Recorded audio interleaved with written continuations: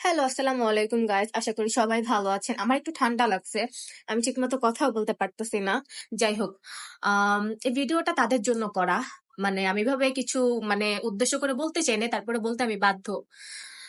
আমাদের কিছু না কিছু ফ্রেন্ড সার্কেল থাকে যারা সামনে এসে কিছু বলতে পারে না, বাট পিছন দিক দিয়ে ঠিকই বাস দিতে পারে। সামনে এসে কিচ্ছু বলবো না, ভালো কথা বলবো, তারিফ করবো, হ্যাঁ, পিছন দিক দিয়ে না ঠিকই বাস দিব। হুম। তো বাংলাদেশে না করোনার ভ্যাকসিন, ডেঙ্গুর ভ্যাকসিন এগুলোর কোনো প্রয়োজন নাই।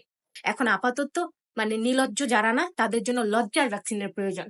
হ্যাঁ, তো যারা নির্লজ্জ তাদের একটু মেনশন দিয়ে যান। তাদের তো কিছু বলা যায় না, সামনাসামনি তারা কষ্ট পাবে বলে। তো আমরা না ভাবি অ্যাকচুয়ালি যে ইস, মুখের উপর কথাটা বলে দিব, থাক ও কষ্ট পাবে। আমরা বলি না, তারা কষ্ট পাবে বিদায়।